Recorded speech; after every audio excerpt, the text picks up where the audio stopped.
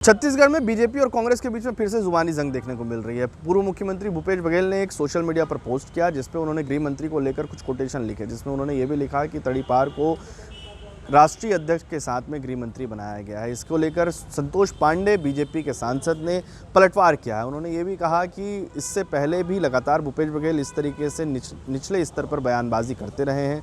उनके पिता भी इसी तरीके से बयानबाजी करते थे और इसको लेकर उन्होंने कटाक्ष भी किया है। उन्होंने ये भी कहा कि उनके बेटे भी इसी कारण से ही जेल में हैं। कई तरीके की बातें दोनों के बीच में यहाँ पर कही गई है, लेकिन जाहिर सी बात है कि अब इन मामलों को लेकर न केवल सोशल मीडिया पर वॉर देखने को मिल रहा है बल्कि जुबानी जंग भी देखने को मिल रही है। एक तरफ बीजेपी पूरी तरीके से आक्रामक हो चुकी है। संतोष पांडे ने यह भी कहा कि कांग्रेस का जो हाथ है वो नक्सलवादियों के साथ में है और इसीलिए ही कांग्रेस लगातार उनका समर्थन करती हुई नजर आती है, माओवाद का समर्थन करती हुई नजर आती है। जो नक्सली आम निर्दोषों की, ग्रामीणों की, आदिवासियों की हत्या करते हैं, कांग्रेस उसको सपोर्ट करती हुई नजर आती है। इवन कांग्रेस ने यह भी कहा, संतोष पांडे ने यह भी कहा कि कांग्रेस अपने ही नेताओं के खिलाफ में खड़ी हुई नजर आई थी जब उमेश पटेल के जो पिता हैं नंद कुमार पटेल और उनके साथ में जो अन्य नेता थे वो जिस तरीके से नक्सलियों ने उनको मारा था और उसके बाद ये कहा जाता था कि बस्तर फाइटर कहे जाने वाले जो कर्मा हैं उनको लेकर ये कहा जाता था कि जो सलवा जुड़ूम उन्होंने शुरू किया था वो बेहतर तरीके से पुलिस के साथ में मिलकर आज नक्सलियों के खिलाफ में योजनाबद्ध तरीके से काम किया जा सकता था, लेकिन उसको भी बंद करने का काम कांग्रेस ने किया है। दोनों ही नेताओं ने लगातार जुबानी जंग देखने को मिल रही है। हालांकि अब लगातार इस बात पर भी सवाल खड़े हो रहे हैं कि राजनीति का, बयानबाजियों का सिलसिला और पोस्टर वॉर के जरिए सोशल मीडिया पर जो राजनीति देखने को मिल रही है वो आखिरकार किस तरफ जा रही है। तो जैसा पुत्र वैसा बाप और उसका भी पुत्र, तो आप समझ रहे हैं जो अकाकंठ लिप्त है भ्रष्टाचार में और जिन्होंने कभी आदिवासियों की परवाह नहीं की, बस्तर की परवाह नहीं की, आज ऐसा व्यक्ति और बेदार जिसकी छवि लौह पुरुष के साथ मेल खाती है, सरदार वल्लभ भाई पटेल के साथ जिसकी तुलना करते हैं, ऐसे माननीय गृह मंत्री अमित शाह जी ने जो टिप्पणी किया है सुदर्शन रेड्डी के विपक्ष में वो एकदम सत्य है।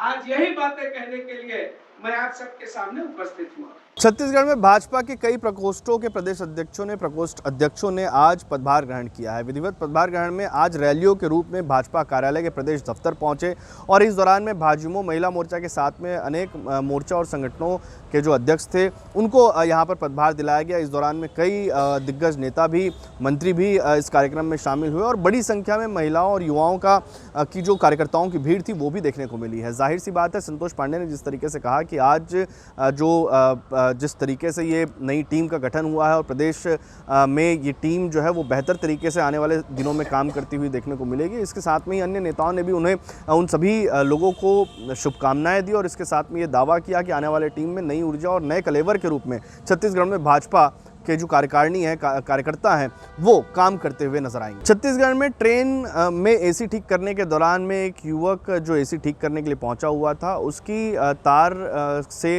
बिजली से उसकी मौत हो गई और इसको लेकर वहाँ पर जो कर्मचारी हैं उन्होंने हंगामा किया, शिकायत भी की और शिकायत के बाद जो है वो नोटिस फ़िलहाल जारी कर दिया गया है। हालांकि इस घटना को लेकर अब सभी ओर जो वीडियो है वायरल, वो लगातार वायरल हो रहा है। एसी ठीक करने के लिए कर्मचारी वहाँ पर पहुँचा हुआ था, ट्रेन की जो छत है उस पर वो खड़ा होता है और अचानक से हाई टेंशन तार की चपेट में आ जाने से उसकी तत्काल वो झुलस जाता है और उसको अस्पताल में भर्ती करवा दिया जाता है। फिलहाल इस घटना को लेकर रेलवे प्रबंधन ने नोटिस ज़रूर जारी किया है और उसके साथ में ही कारण पूछा भी गया है, लेकिन देखना दिलचस्प होगा कि आने वाले दिनों में इस तरह की घटनाओं की पुनरावृत्ति न हो, इसके लिए रेलवे प्रशासन क्या कुछ करता हुआ नजर आएगा। ये प्रताप बर्मन जो कि मेरा दोस्त है, मेरे को कॉल आया कि एक्सीडेंट हो गया है करके। जब मैं हॉस्पिटल पहुंचा, रेलवे अस्पताल उनको लेकर गए थे, वहाँ पर पता चला कि उनको बिजली का झटका लगा है, जो कि रेलवे का 133 वोल्ट का जो होता है लाइट, वो रेलवे में काम करता है और जैसे रेलवे में काम करता है तो वो जो लाइन है वो ऑफ रहता है हमेशा। और आज ऐसा हुआ इंसिडेंट कि वंदे भारत जो ट्रेन आई है उसके कारण वो लाइन को ऑन कर दिए हैं, जिनकी सूचना इनको मिला नहीं था, जिस कारण से इनको शॉक लगा। और जो इनके साथ में कर्मचारी हैं जो इनके साथ में काम करते हैं वो इनको लेकर रेलवे अस्पताल पहले लेकर आए, उनके बाद फिर रेलवे अस्पताल वाले सिम्स इनको प्रीफर किए हैं और ठेकेदार का यहाँ कोई अता पता नहीं है। क्या मानते लापरवाही है ये? हाँ हाँ, ये ठेकेदार की लापरवाही है। और क्या इनको अवगत नहीं कराया गया था कि वो लाइन एक्टिव होने वाला है, चालू होने वाला है, करंट आने वाला है करके?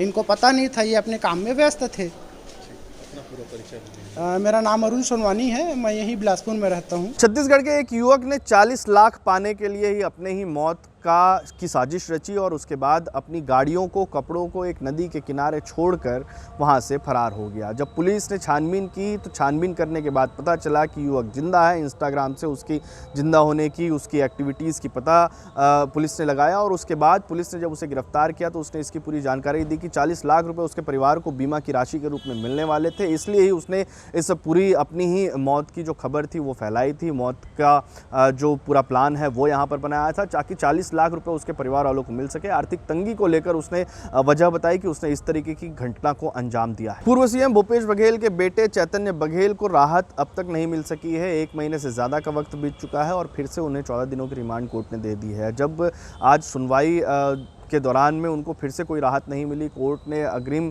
जमानत को लेकर यहाँ पर खारिज कर दिया और उसके बाद फिर से अपील करने की बात कोर्ट ने यहाँ पर कही है। लेकिन लगातार शराब घोटाले के मामले को लेकर जिस तरीके से 16 करोड़ रुपए के लेन देन का मामला का आरोप उन पर लगता हुआ नजर आया था और इस मामले को लेकर सीबीआई ने उनकी गिरफ्तारी की थी। उसके बाद लगातार रिमांड जो है वो सीबीआई यहाँ पर लेती हुई नजर आ रही है। पूछताछ भी लगातार उनसे की गई थी और ये बताया जा रहा है कि सिंडिकेट के जरिए जो पैसा था वो भूपेश बघेल के बेटे चैतन्य बघेल के पास में भी पहुंचता था। हालांकि अब भी लगातार उनकी गिरफ्तारी के बाद कहीं भी राहत नहीं मिलने के कारण अब लगातार भूपेश बघेल भी इस मामले को लेकर कहीं ना कहीं आक्रामक होते हुए नजर आ रहे हैं।